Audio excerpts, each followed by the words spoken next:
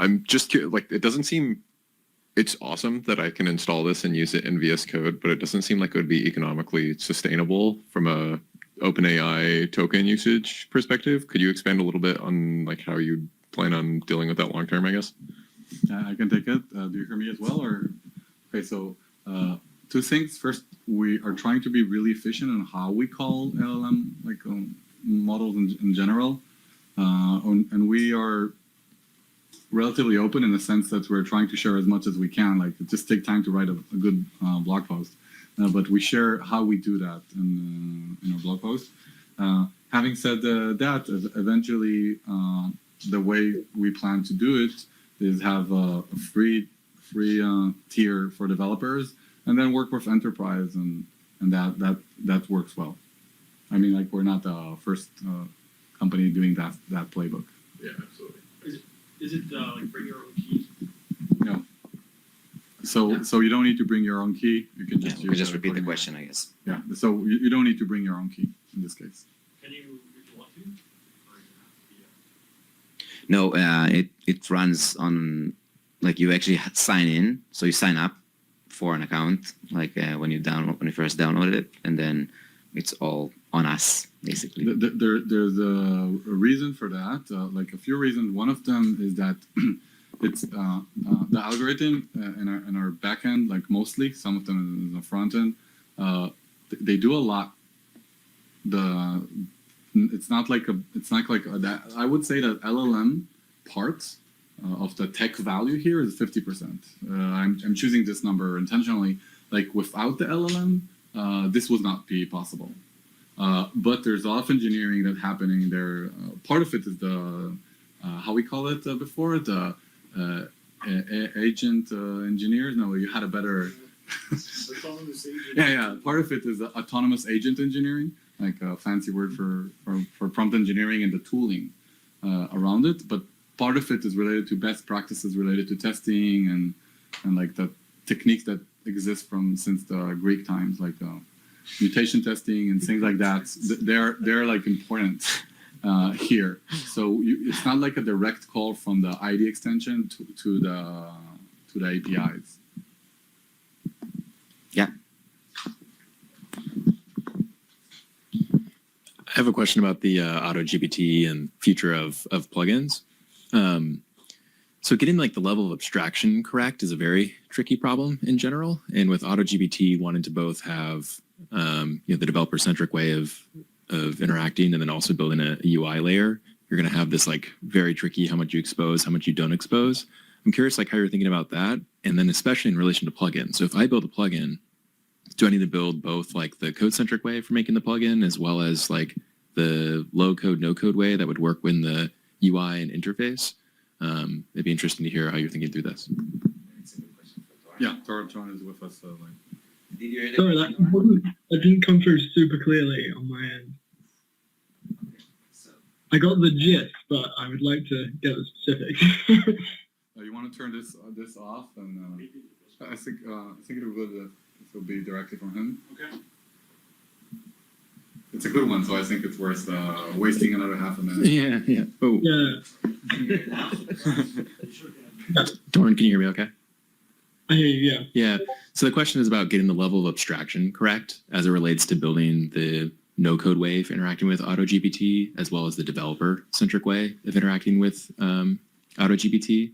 So I'm generally curious on your thoughts of how you're thinking about that, and especially with respect to plugins, right? So if I go and I build a plugin, do I also need to build the UI and the layer on top of it to interact with the web UI for all users, or can I just build the portion that assumes developers would work with installing my plugin? So it'd be great to get your thoughts on this paradigm.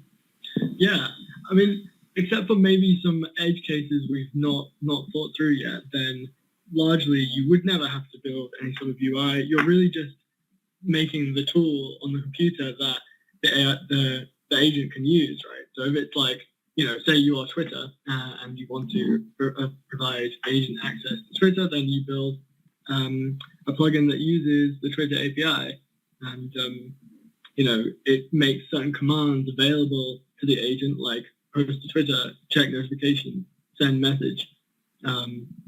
and yeah, and then the agent decides what to do with those tools.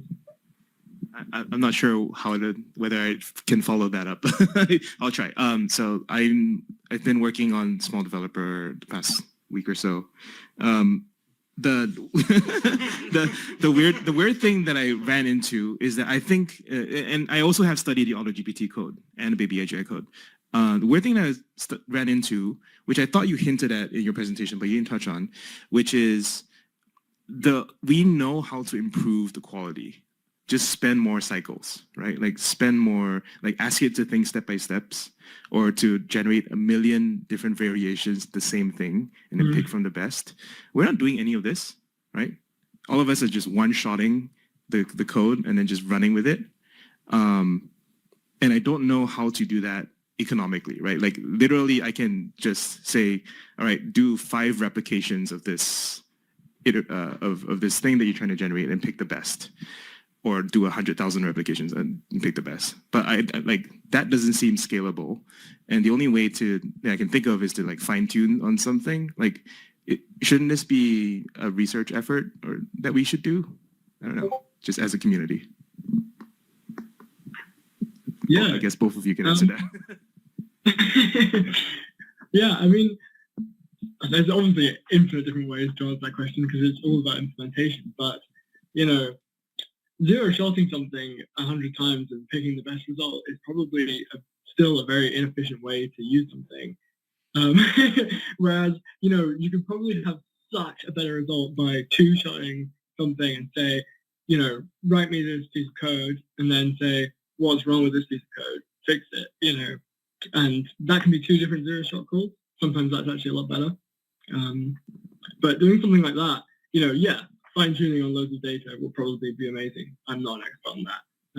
But so much can be done through more than just multiple shotting, chaining together multiple zero-shot calls. I think that's a very interesting area. Yeah, there's some... Oh, is this on? Yeah, there's some papers on recursive criticism and improvement. Exactly. Yeah, all those techniques, right? We're just not using any of them. It's absurd. Like, we could be so much better. But it would be 5 to 10 times slower because we're doing this in sequence rather than parallel, right? There's just no free lunch here. Like, either we just pay a lot of money or pay a lot of time. Yeah. Do you hear me, Toran? Yep. Okay, cool. So the way we see it is that we want to automate the processes, but we still want the developers to be the driver, at least on the specification part. I'll explain. Sometimes if some piece of code doesn't work, it could be because something is not configured well. Something like, let's put a cluster of problems that are basically something bad in the code that, for example, some numbers inaccurate. You do a plus or minus, or that it's relatively clear. You don't need a developer input. But some problems are in the question of what is the intent of the developer, what is it trying to do, and I think like then you need to have some input, and the input can come from a few places. It could come from the developer. It could come from some specification in somewhere else, like on Jira. It could come from staging environment or production environment where you see some piece of data running through the software and you can extract some information from there. Let me try to explain. I think like in all the cool videos, like in Toran video, really awesome, and Agora, like I think inspired a lot of us. Then there's basic math, independent code there. And also in your example, where it's a bit more complicated, it's like building an extension, then it's still like you would expect, you expect many, you're okay with different variation of how it comes out, and probably you also like played a bit with some of the decision.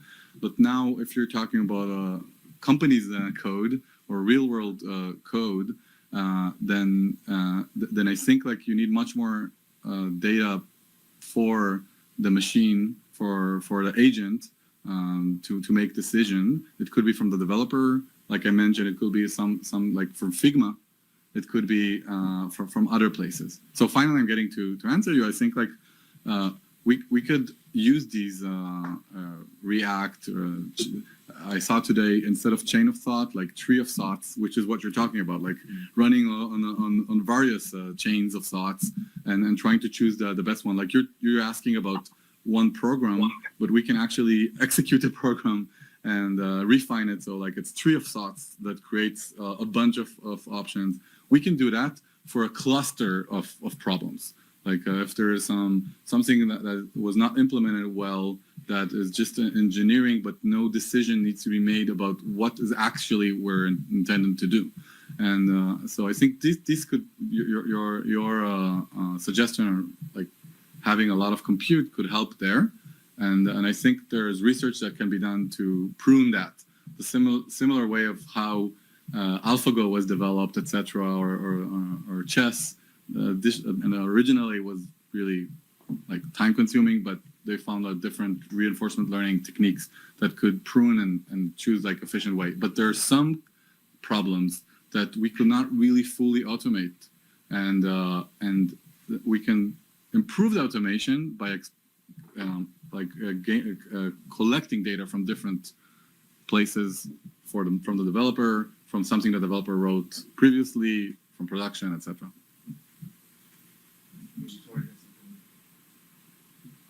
Toran, you want to add something? No, yeah, I think you answered that very well. Okay, we're more than an hour. If somebody have if you have a question that you would like us to ask online, I think it's a good time for the last question. Otherwise, we're gonna I guess open the beers and before we start coding or something like. We have also wine. I'm not sure. I need to check. Any other question? So maybe take the mic.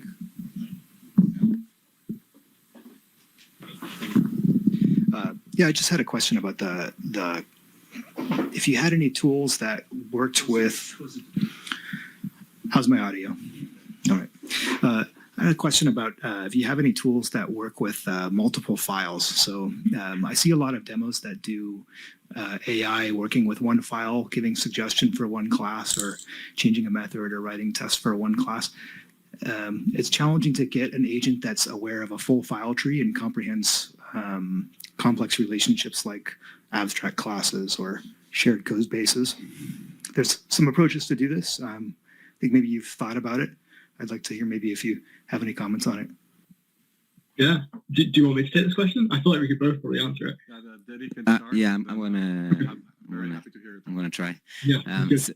So right now in CodiumAI, one of the biggest challenges that we believe that we're really helping developers solve is exactly that.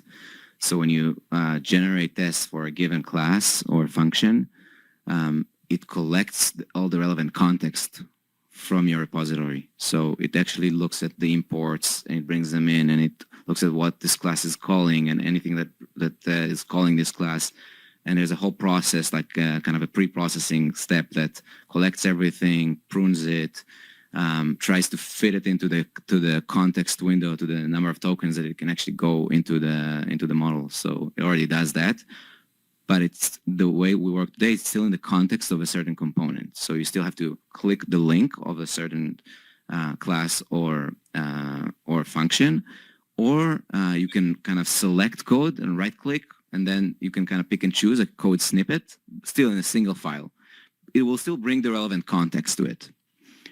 We are trying to experiment, and we're thinking of ways to do to generate tests for example, like a React application that you're trying to test, like this button. Okay, you're trying to test. It's not like a specific code component.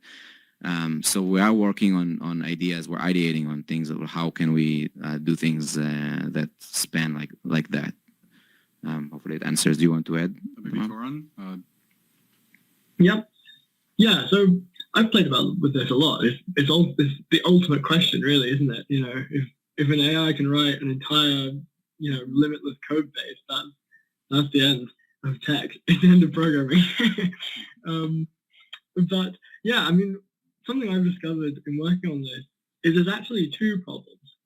One is that how do you know when you're working on a code base? How do you know what variable is in a different file? How do you know like what this function in a different file returns or what input it needs? And this is something that is built into your IDE. You can click on links in your code and move through it. So this is kind of a solved problem. But the real question is, if you're making a program which from scratch, like the agent is writing an entire code base, how does it know what to call in the main file?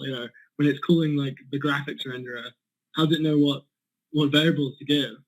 And to answer this question, I mean, it's a huge question, but to answer this question, you've got to think of like, how do we do that? How does a programmer start writing the main file? Maybe you call a function you've not written yet, and the way you can do this is because you have this high-level overview of the code base in your head.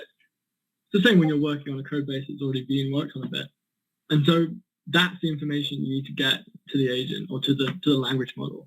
It's not just the task, not just the specific requirements, but it's the high-level overview. Great. So I think we had I enjoyed really much the conversation and all the questions. I hope you did as well. Like according to what I saw from the audience, like you're really engaged, and we have thumbs up. So I hope in the audience as well. And I think from here we'll take it offline and we'll start hacking and testing and coding and solving challenges, challenge-driven development. Thanks, Toran, and I hope to see you someday soon in real life. Yep. And you're having a lot of people here waving hello to you, and it was really awesome to see you live. Yeah, great to see you all virtually. Cool. Great.